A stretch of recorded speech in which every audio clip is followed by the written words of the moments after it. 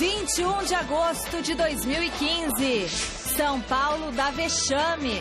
Perde no Morumbi para reservas do Ceará e se complica na Copa do Brasil. Para domingo contra o Flamengo no Maracanã, Rogério é dúvida. Luiz Fabiano está vetado. Ganso suspenso. E daqui a pouco, Alexandre Pato abre o bico. No sufoco, o Fluminense sai na frente do Paysandu. Inter bate Ituano na primeira de Argel no Beira-Rio. Cheio de problemas no meio de campo, Palmeiras visita o Galo de olho no G4. Danilo ou Wagner Love? Veja quem será o substituto de Luciano no ataque do Corinthians. E ainda, Santos tenta manter aproveitamento excelente na Vila Belmiro diante do Avaí. E o torneio José Finkel de natação. Porque hoje é sexta-feira, meu amigo.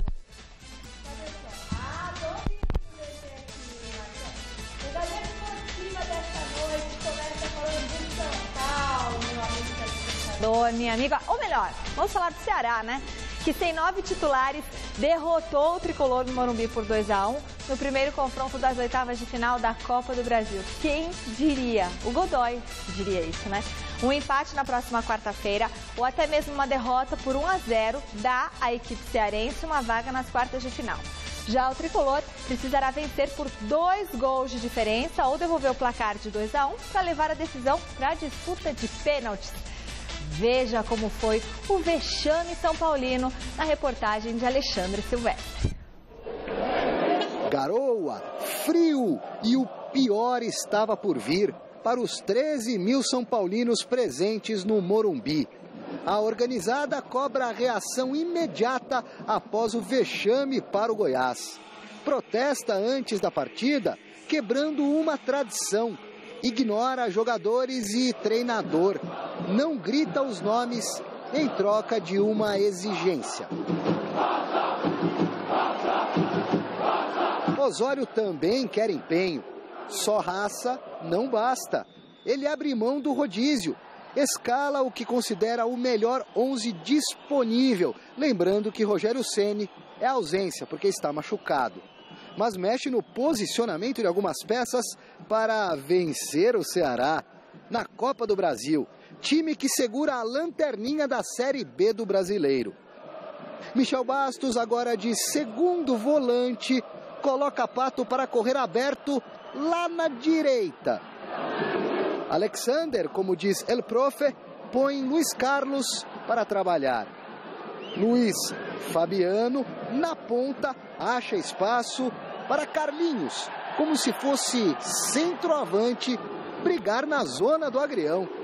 Carrossel tricolor? Tá bom. O teórico e estudioso Juan Carlos vê a casa cair aos 16 minutos.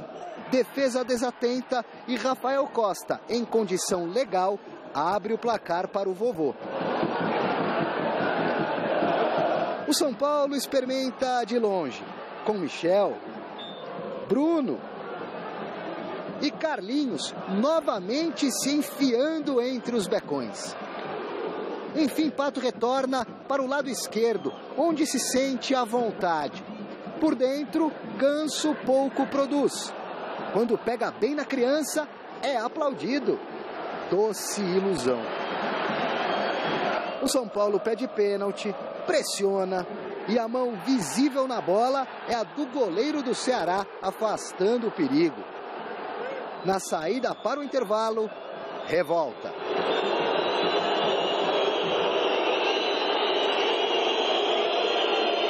No segundo tempo, sem Luiz Fabiano machucado, é Rafael Costa quem sai a mais um. O Clube da Fé revida como pode, como dá, bate cabeça, erra o alvo, luta com pressa. O Ceará tenta esfriar o jogo. Ganso, criticado, esquenta a cabeça. Tinha um cara xingando lá, né, e os outros torcedores aplaudindo. Foi isso que eu pedi, só para incentivar a torcida. Lógico que no final, quando você pede, a torcida vai vaiar, que isso é o mais normal do futebol. Se acalme, porque vai piorar, Paulo Henrique. No contra-ataque, bola na cal. Rafael Costa, como manda o figurino, amplia.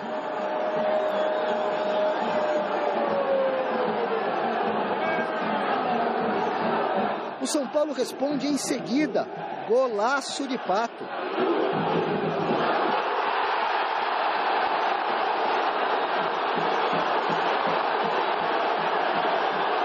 Os torcedores mal comemoram, se dividem, uniformizados xingam. A outra parte incentiva. É estranho, porque uma parte da torcida xinga, a outra não. Não entendo. Eu não entendo. Não sei se você entende. Acho que vocês entendem bem, né? Vocês sabem melhor do que eu e podem responder essa pergunta melhor do que eu. A neurose do público parece influenciar os atletas. Os jogadores do São Paulo procuram um empate no desespero. Sem sucesso, partem para a briga. Ué, não sabe perder? E o Ceará, na retaguarda, se esquiva. Na sorte. No impedimento claro.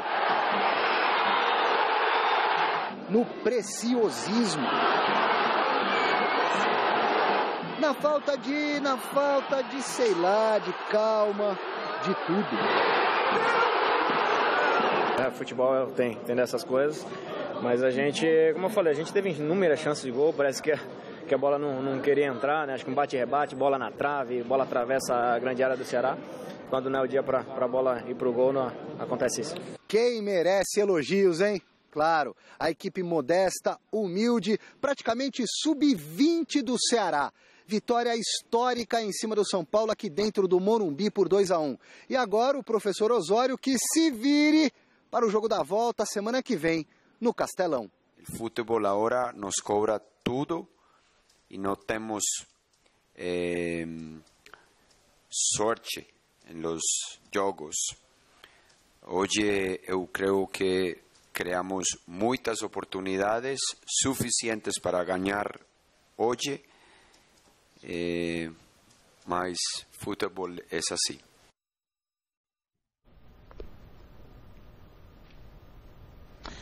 Bom, se possível, né, principalmente para a galera tricolor, boa noite, mas boa noite para você que não é São Paulino também, acompanhando o nosso Gazeta Esportiva, Michele, Alberto Helena Júnior. E tá aí, aconteceu o que poucos esperavam, talvez só a torcida, nem a torcida do Ceará, o time do Ceará e o Godoy. Ontem o Godoy cravou aqui que o Ceará ganharia, e deu Ceará mesmo. Mas deu Ceará porque essa é a grande questão. Primeiro, porque o senhor Juan Carlos Osório, a quem eu respeito muito, né, é um estudioso do futebol, torço muito para que ele dê certo, mas a gente tem que cobrar o Osório assim como cobramos também os técnicos brasileiros. O Paulo César Carpegiani, no próprio São Paulo, a Helena se lembra muito disso, o Carpegiani tinha, né, uma característica pouco parecida com o Osório, de a cada partida, de acordo com o adversário, mudar a formação tática da equipe, mudar as peças e ganhou o apelido de Professor Pardal. E o Osório está superando o Carpegiani nesse quesito, né, superando. Ontem o Carlinhos começou como meia de lança, depois trabalhou como lateral esquerdo, trabalhou como ponta direita, que já nem existe mais, trabalhou para o lado esquerdo. O cara, durante a partida, exerceu 4 funções.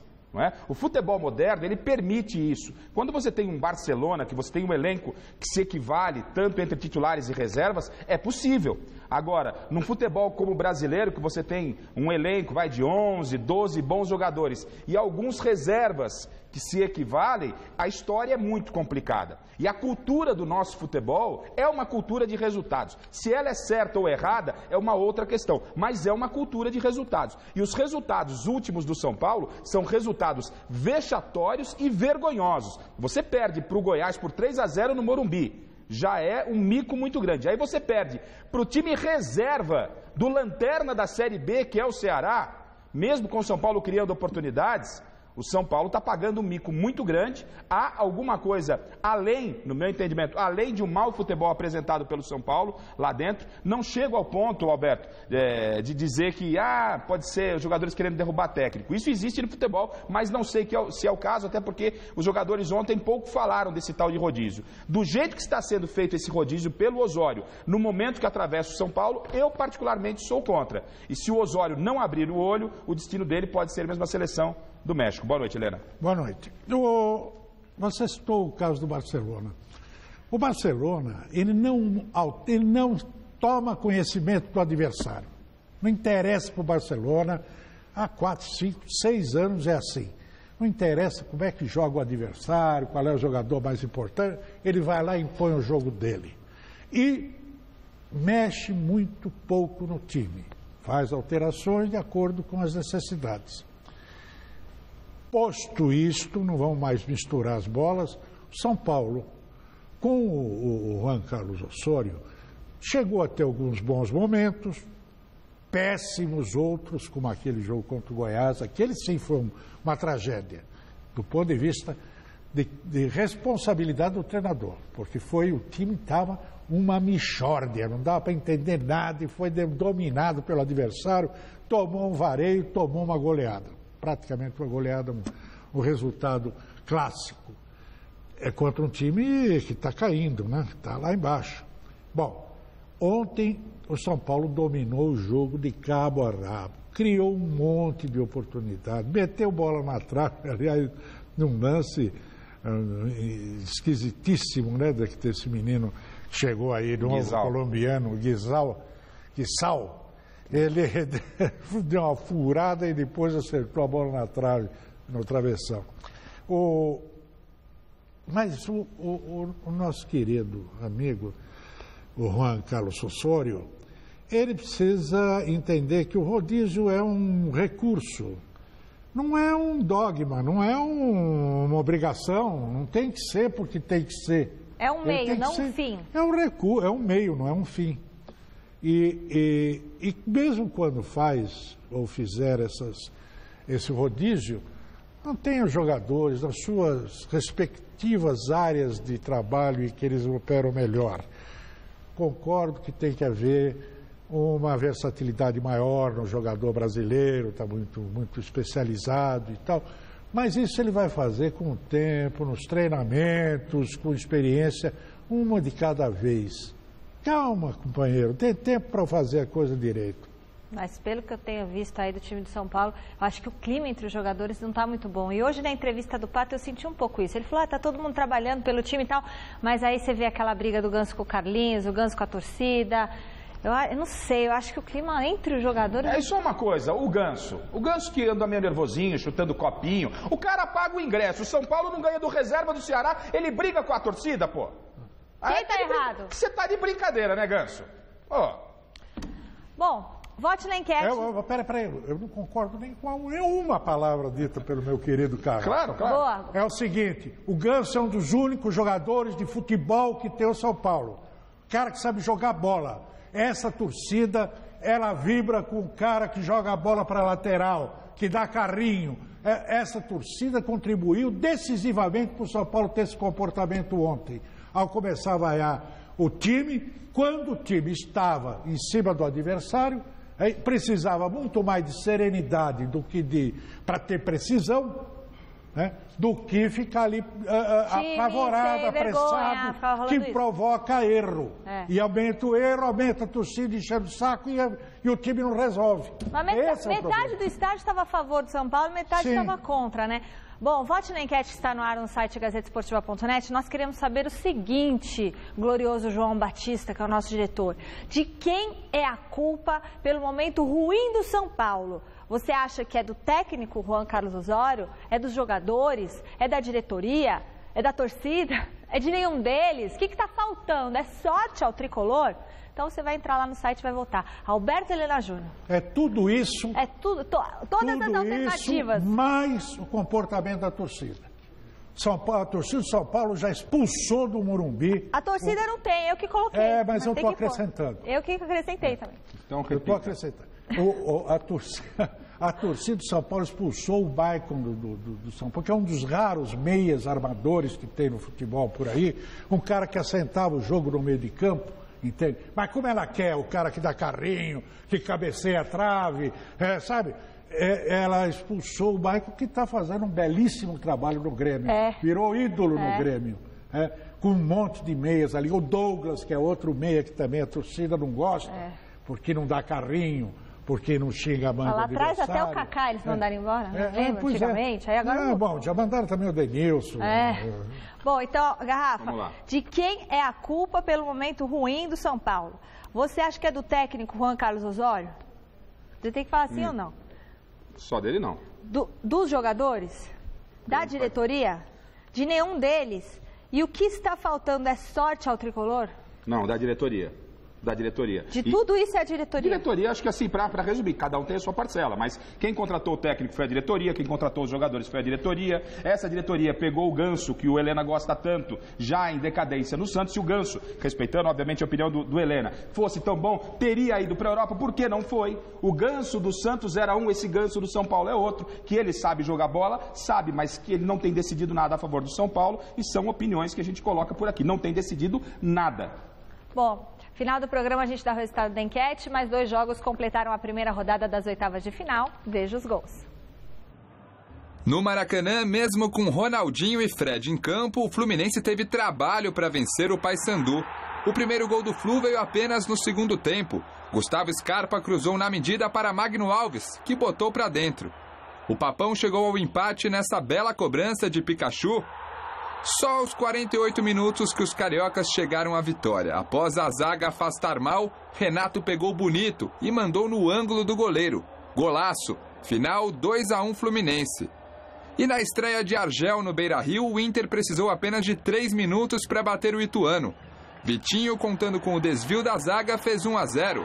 E depois Valdívia, chutando colocado, botou números finais na partida. Final 2-0 Inter.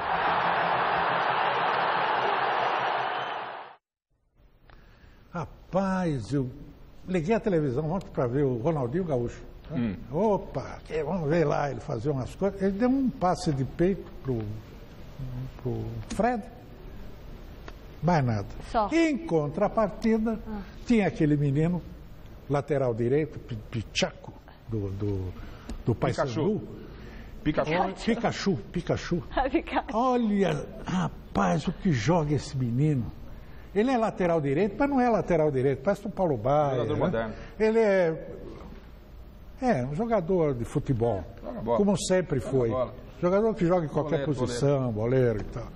E por isso que ele não vai dar certo, viu, num time grande. Vai chegar lá, o técnico vai querer botar ele numa presilha lá, laçar ele, vai ser lateral direito. Só fica nessa posição. Ele é lateral direito, joga pelo meio, arma, passa bem, chuta maravilhosamente, fez um gol magistral de falta, sabe?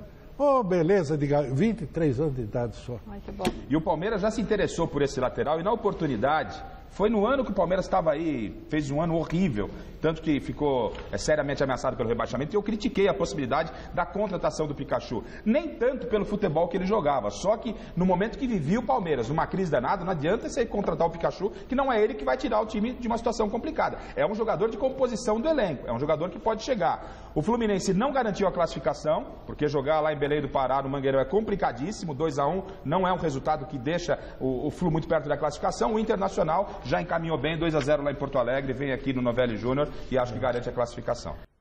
Natação, a 44ª edição do troféu José Finkel segue a todo vapor. Olha que arte linda, na moderna piscina do Esporte Clube Pinheiros em São Paulo. Parabéns, Boquinha, é o Boquinha que faz, né? A competição entre clubes termina amanhã e, por enquanto, o Minas Tênis é o líder da classificação geral. A equipe do HIT também faz essa arte bonita aqui.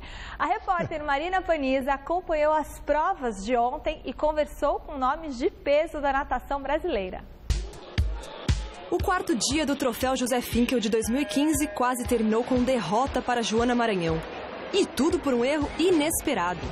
Eu fui inventar de colocar um maiô novo e não deu muito certo. Quando eu pulei, eu já senti que ele me apertou demais, então eu passei a prova toda sem conseguir respirar direito. Apesar do susto, a pernambucana de 28 anos confirmou o favoritismo ao vencer os 200 metros borboleta e aproveitou para destacar a importância da competição como preparação para as Olimpíadas. Se a gente quer ser perfeito lá, a gente tem que tentar ser o máximo perfeito agora aqui. Nos 100 metros peito, Felipe França, do Corinthians, nadou com febre, mas conseguiu superar o recordista João Gomes, do Pinheiros.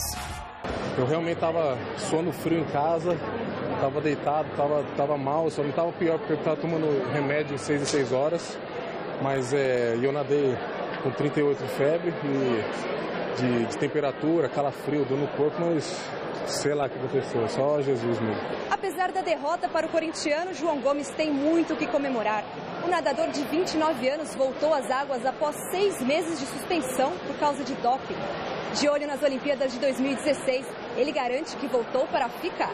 Foi todo dia pensando no retorno, pensando numa glória, né? Então, saio da competição bem feliz, né? Saio não, né? Termina essa prova de 100 bem feliz, ajudei o Pinheiros a marcar alguns pontos aí, mas treinamento foi todo dia pensando no objetivo maior, que é estar dentro de uma Olimpíada. A equipe do Corinthians venceu também a prova masculina de 200 metros borboleta com o Leonardo de Deus. Para manter o equilíbrio da noite, o Minas Tênis venceu outras 2 provas. A favorita australiana Taylor McKeown conquistou a prova de 100 metros peito e Miguel Leite Valente venceu os 800 metros livre. Nas provas de revezamento 4x100, o Pinheiros garantiu o ouro no feminino, superando a equipe do SESI. E para delírio da torcida da casa, os homens também venceram a equipe de Minas. Com as boas atuações da noite, o Pinheiros ultrapassou o Corinthians na classificação geral e assumiu a 2ª colocação. Domingão, vocês estão brincando comigo na câmera. Domingão, a partir das 9h30 da noite, tem mesa redonda Futebol Debate ao vivo, com a melhor cobertura da primeira rodada do retorno do Brasileirão. Além de todos os lances, agora pode ser aberto, isso, porque o Alberto Helena Júnior estará conosco neste domingo no Mesa Redonda. E além da análise do nosso super time de comentaristas, nós receberemos, sabe quem aqui, Alberto Helena Júnior e Osmar Garrafa? Adenor Leonardo Bach, conhecido como Tite. Tite, o técnico do Corinthians, que virá ao programa tomando chimarrão, conversar com a gente. Então, meu amigo, minha amiga, não se esqueça, domingo, 9h30 da noite, Mesa Redonda, com a participação do incrível técnico Tite. Vai falar do Luciano, vai falar do Wagner Love, vai falar desse resultado para o Santos 2-0, vai falar de tudo. Vai ser passado a limpo aqui. Então, te prepare. Ai, amei, te prepare. Boa. Olha, e hoje tem futebol em 90 segundos. Lembre-se, toda sexta-feira, 2 integrantes da equipe de esportes aqui da TV Gazeta, porque nossa equipe é muito competente. Todo mundo aqui, quem faz o programa, quem está atrás das câmeras, todo mundo é competente, todo mundo sabe muito de esporte. E aí, 2 integrantes gravaram um vídeo comentando os principais jogos da rodada do final de semana. Você pode conferir a versão completa nas nossas páginas no Facebook, no Twitter, @GazEsportiva e no Google+. O vídeo de hoje contou com as participações do produtor José Diniz Neto e do nosso glorioso Chico Lang. Já está disponível na internet. Agora você confere um trechinho. Ô Chico, vamos começar por quem está no topo, o Corinthians, né? É assim que eu gosto do Corinthians. Ô Chico, você tá de sacanagem. São Paulo, meu Deus do céu. Eu acho que eu sou pé gelado, Chico, pé frio, porque eu tava em 3 derrotas desse ano sofridas. Vamos falar do Palmeiras, jogo difícil. Você vai sair faísca, hein? Você ouviu uma voz, vocês estão vendo, Chico, umas vozes? Mas é, Copa do Brasil.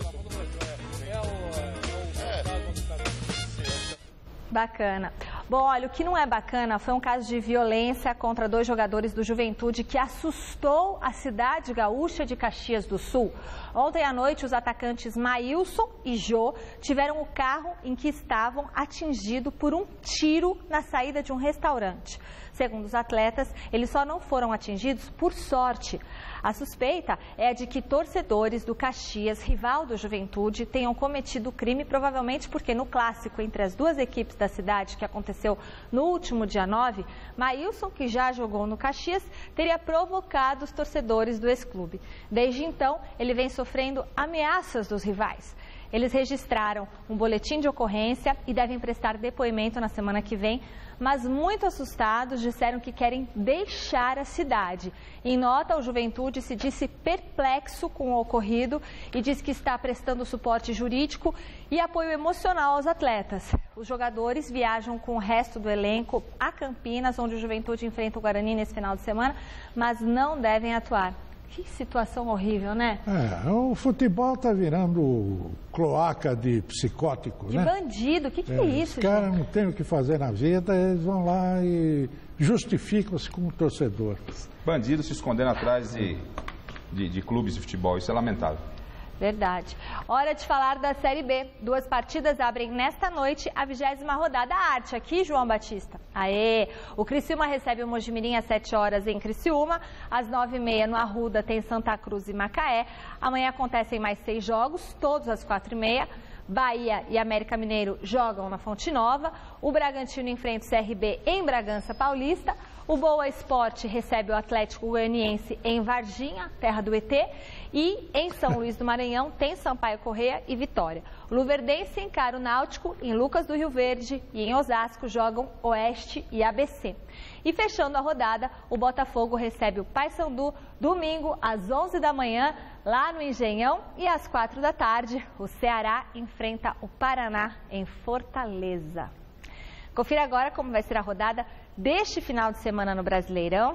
É aqui, 3 jogos serão realizados amanhã. O Santos recebe o Avaí às 6h30 na Vila Belmiro. No mesmo horário, o Goiás enfrenta o Vasco no Serra Dourada. Às 9 da noite tem Figueirense e Sport no Orlando Scarpelli. No domingo, 11 horas, 2 partidas. Ponte Preta e Grêmio jogam em Campinas e o Coritiba recebe a Chapecoense no Couto Pereira. Às 4 da tarde, jogam Corinthians e Cruzeiro na Arena em Itaquera. E o Flamengo e o São Paulo se enfrentam no Maracanã, também 4 horas. Internacional e Atlético Paranaense no Beira-Rio. E Joinville e Fluminense em Santa Catarina. Às 6h30 na Arena Independência tem Atlético Mineiro e Palmeiras. Muito bonito, pode apagar, para. Isso. Aí vai estrear o OO, né, pelo Flamengo contra o São Paulo. Amanhã, às 6h30 da tarde, o Santos enfrenta o Avaí na Vila Belmiro, onde o técnico Dorival Júnior está com 100% de aproveitamento. O repórter Adriano Dolfi acompanhou os trabalhos do Peixe agora à tarde e conversou com exclusividade com o treinador. É isso mesmo, viu, Michele? Preocupado com o desgaste dos jogadores em relação ao clássico com o Corinthians e agora preocupado também com o Avaí, o técnico Dorival Júnior realizou 2 alterações no treinamento que acabou de terminar aqui no CT Rei Pelé. Thiago Maia e Geovânio são jogadores que apresentaram um índice de desgaste muito grande, né, Dorival? Por isso a preocupação. É verdade, uma preocupação frequente em todos os momentos, porque nós já começamos a acumular uma sequência grande de jogos. Aquilo que nós temos dito, né, que é um desgaste excessivo e tem acontecido com todas as equipes, principalmente nesse momento importante, definições de Copa do Brasil, a própria situação das equipes ao longo do Campeonato Brasileiro, na tabela de classificação, e as dificuldades naturais de você ter aí em 12 jogos em apenas 40 dias. Eu acho que isso daí é um complicador para todos nós. Pois é, né, Dorival? Você tem ainda esse jogo com o Avaí, depois a partida com o Corinthians, e fica aquela questão na cabeça dos jogadores também para não desviar o foco, né? Pensar jogo a jogo, não se preocupar com a Copa do Brasil, pensar primeiro agora no Avaí, né? Nem pode ser diferente. O nosso trabalho agora é voltado para o jogo do Avaí, um jogo fundamental. Temos que novamente tentarmos aí manter uma boa regularidade no Campeonato Brasileiro, até porque estamos numa fase ainda de recuperação, né, daquilo que deixamos de fazer no primeiro turno, e os jogadores têm que ter essa consciência. Nós estamos falando frequentemente com relação a isso, e o nosso pensamento, eu tenho certeza, e a nossa preocupação e concentração é justamente para que amanhã tenhamos um grande jogo, tenhamos novamente uma equipe equilibrada em campo. E desses novos jogos que você tem no comando do Santos, Dorival, 6 foram na Vila, 6 vitórias, né? O estádio acaba se tornando também um aliado a favor da equipe nesse momento, né? Sempre, eu acho que o estádio ele é um aliado para qualquer equipe, e o Santos tem uma identificação muito grande dentro da Vila Belmiro e consegue ótimos resultados aqui dentro. Eu acho que toda a equipe gostaria de sair muito pouco de casa, e assim também é com o Santos. E eu espero que tenhamos essa possibilidade de mantermos jogos importantes aqui dentro, porque a equipe se sente muito confortável, confiante. E felizmente tem acontecido novamente bons resultados que resgatam de uma maneira ou de outra um pouco dessa confiança que faltava em alguns instantes e que tem sido essencial aí no alcance de uma regularidade, de uma recuperação. Aqui do CT Pelé, Adriano Dolfi para o Gazeta Esportiva. Olha, Helena, parece que o Dorival Júnior nasceu para dirigir o Santos, não é? O Santos vinha na mão do Marcelo Oliveira depois de um título importante no Campeonato Paulista, mas no Brasileiro não estava se acertando. Do Oswaldo Oliveira. O Oswaldo Oliveira, depois o Marcelo, né? Fernandes. O Marcelo Fernandes, melhor dizendo, acabou levando o Santos ao título, substituindo o Marcelo, mas no Brasileiro não se encontrava, e o Dorival chegou e com o mesmo elenco com o mesmo elenco, deu uma cara importante para o Santos, afastando a equipe do rebaixamento, conquistando uma vitória importante contra o rival no primeiro jogo das oitavas de final pela Copa do Brasil contra o Corinthians, né? Tem uma vantagem boa para o jogo da quarta-feira e o Santos vai se ajeitando. O que parece, talvez, que ele tenha modificado ou mexido mais nesse time santista é ter dado um pouco de moral para o Gabriel. O Gabriel é um jogador que me chama a atenção, a gente sabe que tem qualidade, mas a cada treinador lá o Gabriel não se fixava. E com o Dorival, o Gabriel tem tido essa sequência. Não sei se foi questão de posicionamento, se foi uma conversa mais séria com o Gabriel. E o Gabriel, ao lado do Giovani, o Lucas Lima jogando fino da bola, tem feito a diferença na equipe santista. Repito, o Santos se afasta da zona de rebaixamento e no final de semana é favorito contra o Avaí e ganha um dia a mais de descanso para o jogo da quarta-feira contra o Corinthians, né? O Santos joga no sábado e o Corinthians no domingo. Ele foi pontual. Em algumas posições ele deu um jeito. Por exemplo, o Gustavo Henrique entrou no lugar do Erling, acertou um pouco mais a defesa, que era um ponto fraco do time. O Zeca entrou na lateral esquerda, ele marca bem e tal, então está ajeitando ali a defesa. Tem que esse era volante Thiago Maia, esse garoto muito bom. Muito bom jogador, ele está fixando ali. É bom como primeiro volante, mas tem o Renato que ensina tudo para ele, que é o cara que assenta o jogo no meio de campo, e tem os meninos lá na frente com o artilheiro, o Ricardo Oliveira. Adoro o jeito do Santos jogar, adoro, é isso que é o futebol, é jogar para frente, sem muita frescura, sem muita invenção, jogar para vencer, e é o que o Santos está fazendo. E o Lucas Lima, hein? Craque, beleza, gosto, canhoto, armador, inteligente, descortina o jogo, passa bem, penetra, dribla, faz tudo. Pô. Perfeito. Tem que se benzer para não acontecer nada de ruim, viu, Lucas? No Independência, às 6h30 de domingo, tem Atlético e Palmeiras. Há 4 partidas sem vencer, o Galo precisa bater o Verdão para mostrar à própria torcida que está vivo na briga pelo título brasileiro. O Atlético Mineiro liderou boa parte do primeiro turno do campeonato com grandes atuações, tanto dentro como fora de casa. No entanto, o desempenho caiu muito e a equipe comandada pelo técnico Levir Coupe já soma 4 jogos sem vitórias, 3 pelo Brasileiro e 1 pela Copa do Brasil.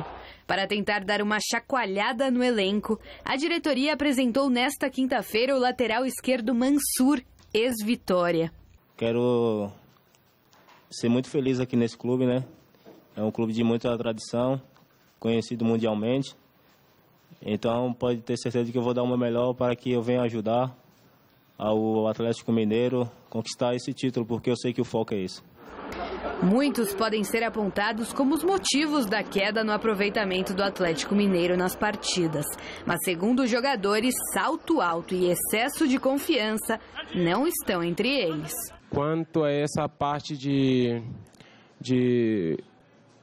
que nós podíamos ser campeão ou não, isso aí nunca nós não deixamos isso que vem de fora afetar no nosso grupo. Nós estamos sempre focados e sabemos da nossa força, nós também sabemos da nossa limitação quando as coisas não estão funcionando bem, e ter humildade. A chance de reabilitação é neste domingo contra o Palmeiras no Estádio Independência. Uma partida muito importante, agora começa do zero outra vez, né? Sendo que com alguns pontos atrás.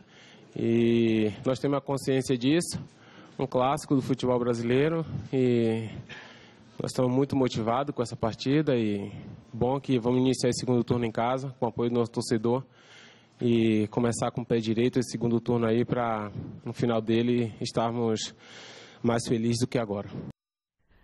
No Palmeiras, é hora de mostrar a força do elenco. Diante do Galo, o técnico Marcelo Oliveira estará sem 3 titulares no meio-campo. Veja na reportagem de Osmar Garrafa como o Verdão está se preparando para o duelo de domingo.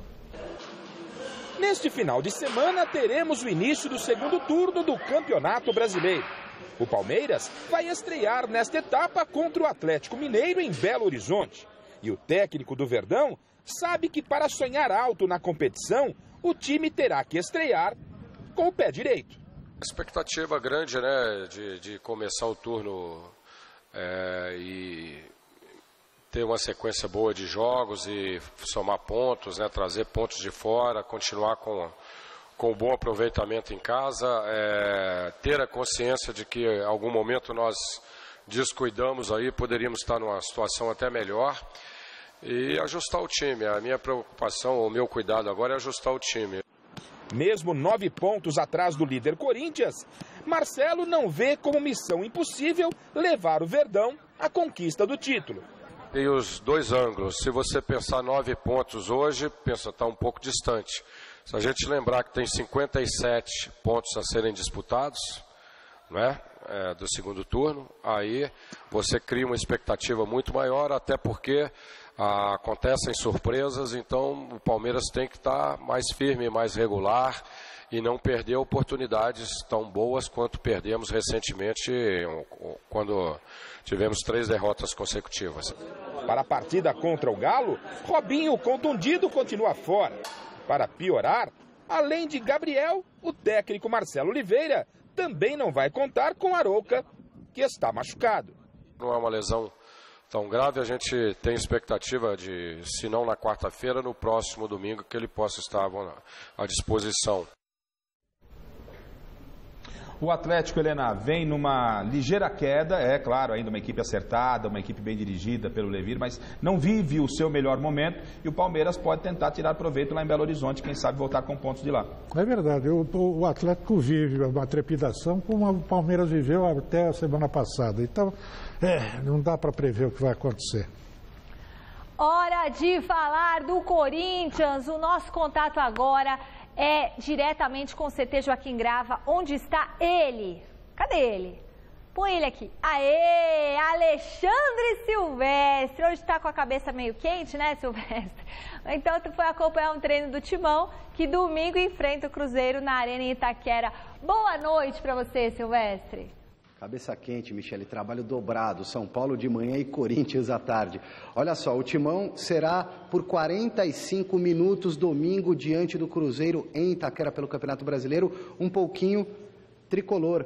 Usará no primeiro tempo dessa partida esses meiões ou meias parecidas a essas aqui, que são as meias do McDonald's, o palhacinho símbolo da rede de fast food, porque o Corinthians associou-se ao McDonald's na luta contra o câncer. As crianças que lutam contra essa terrível doença são as meias do McDonald's, portanto o Corinthians quebra a tradição do manto alvinegro, colocando um pouquinho de vermelho por essa nobre causa. Parabéns ao Corinthians. Quanto ao time, a dúvida no ataque persiste. Quem será o substituto do Luciano, que machucou o joelho, rompeu os ligamentos, será operado na próxima semana?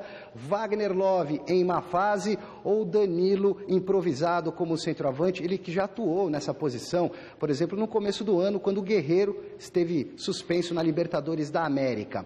O Renato Augusto foi o entrevistado do dia e comentou a respeito do dilema do professor Adenor Leonardo Bach, o Tite.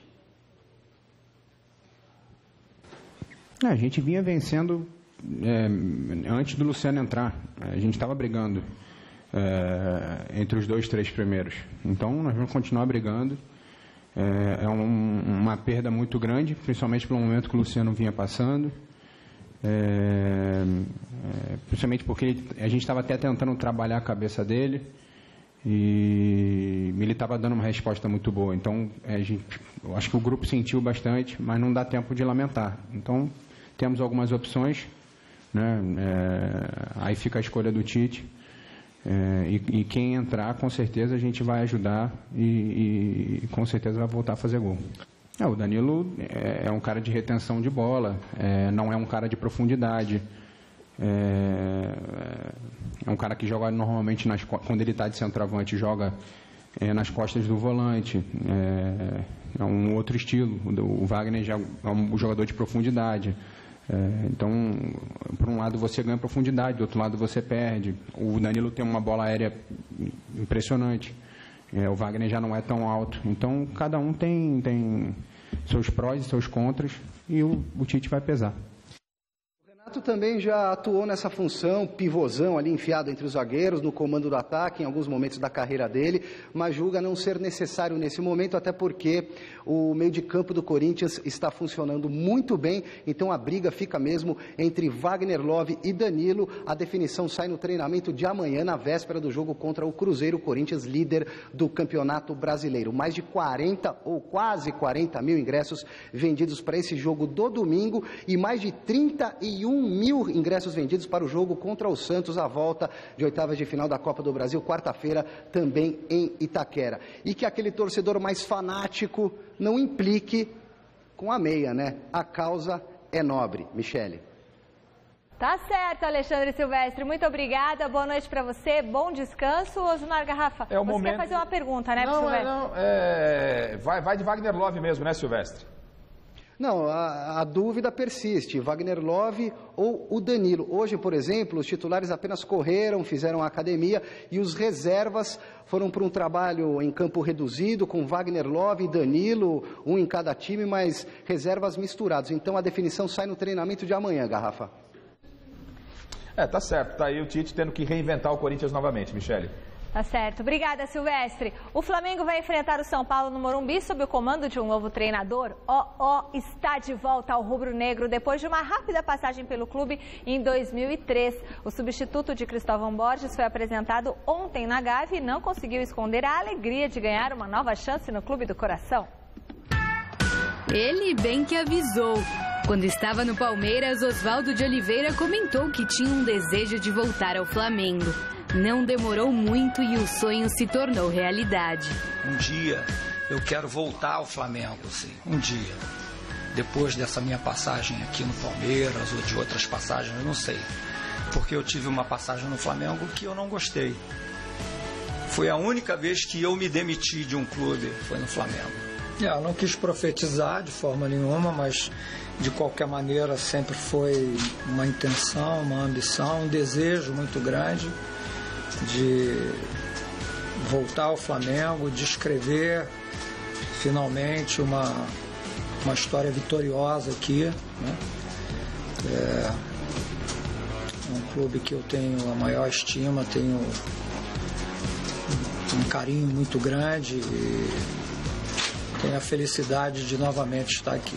Com poucos dias para trabalhar, o novo treinador do rubro-negro vai estrear no domingo contra o São Paulo no Maracanã.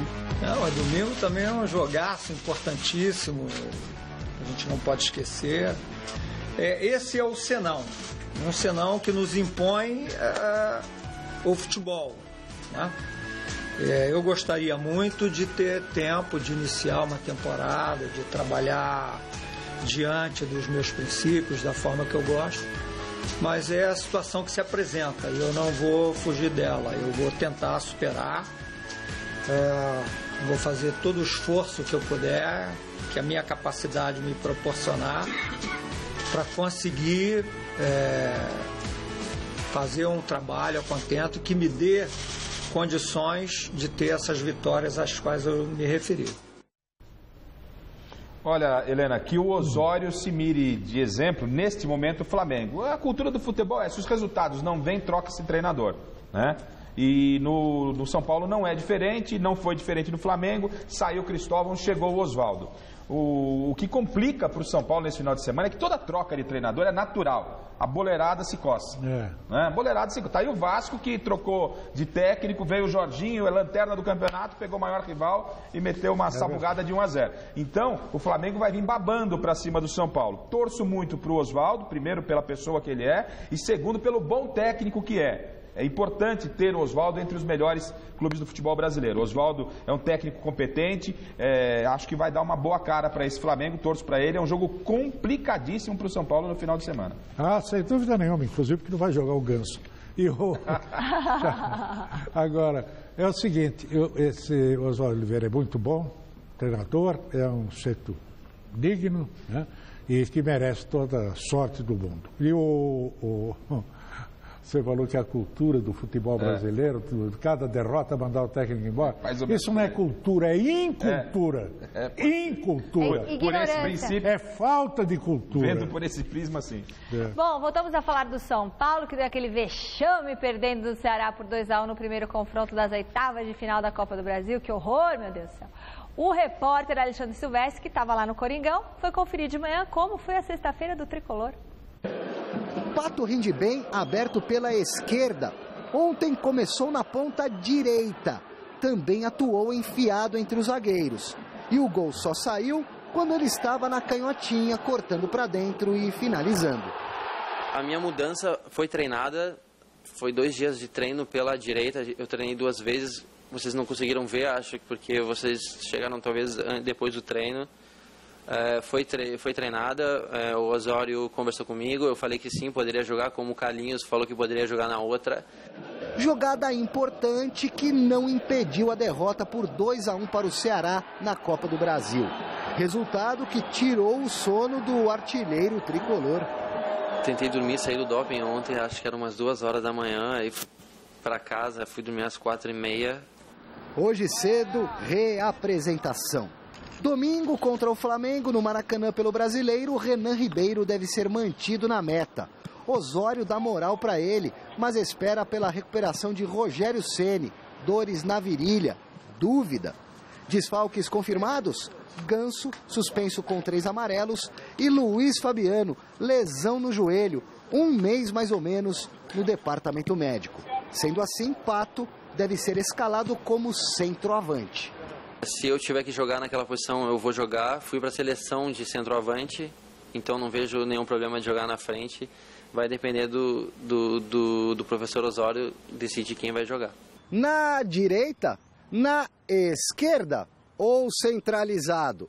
Alexandre Pato tem a preferência dele, mas está à vontade no São Paulo, tanto que já marcou 20 gols na temporada. E fora de campo, adotou um discurso bem centrado ao analisar assuntos polêmicos e delicados. O rodízio de Osório, por exemplo. Não só o jogador entender, mas também as pessoas de fora, talvez a imprensa também tem que entender que o rodízio faz bem não só para o treinador, mas também para o jogador. A proposta da seleção mexicana por Juan Carlos. Se o Osório sair do São Paulo, o São Paulo vai perder muitas coisas. O Brasil perde um treinador muito importante, um treinador que é um treinador diferente, e acho que o São Paulo não pode fazer uma besteira de perder o Osório nesse momento. A possível venda de Tolói para o Atalanta da Itália. A gente tem perdido bastante jogadores e seria uma tragédia perder agora, nesse momento, o Tolói. O comportamento da torcida no Morumbi nesses 2 últimos jogos. Ontem foi estranha, porque uma parte gritava, uma outra apoiava, e acho que as 2 torcidas têm que meio que chegar a um encontro ali e ou torcer ou xingar.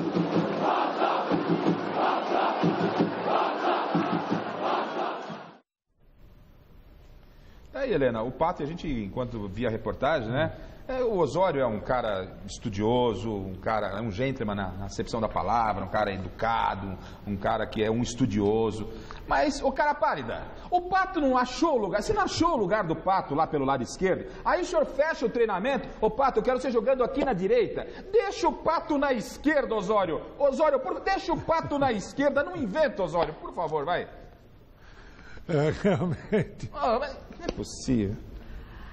Resultado final da enquete do site gazetesportiva.net. A culpa pelo momento ruim do São Paulo é da diretoria. 36% dos votos. Mas a diretoria não joga, mas contrata quem joga, né? Bom, é o seguinte, quero dar um recado antes de terminar o programa. Vem aqui, fecha comigo, Marcão. Domingo, Tite no Mesa Redonda. Domingo, Tite ao vivo no Mesa Redonda. Mande suas perguntas, sua participação, seus vídeos, suas fotos, mesaredonda@tvgazeta.com.br. Vai ser um programa daqueles históricos, tá bom? Eu estarei lá. Por isso também que vai ser bom pra caramba. E só uma última informação, Rafael Tolói recebeu uma proposta do Atalanta, de Bérgamo, na Itália. Enfim... Bom, boa noite, Alberto Helena Júnior. Bom descanso. Alberto Helena Júnior estará no Jornal da Gazeta ao lado de Rodolfo Gamberini e Juliana Verbonen. E o Osmar Garrafa vai trabalhar o final de semana? Corinthians e Cruzeiro na Arena Itaquera. Então a gente volta a se encontrar domingão. Eu, Alberto Helena Júnior, você, Flávio Prado, Chico Lang, Peter Godoy, Vanderlei Nogueira no Mesa Redonda domingão. Um beijo, tchau. Pizza! Bom final de semana, gente. Tchau, tchau. Tchau.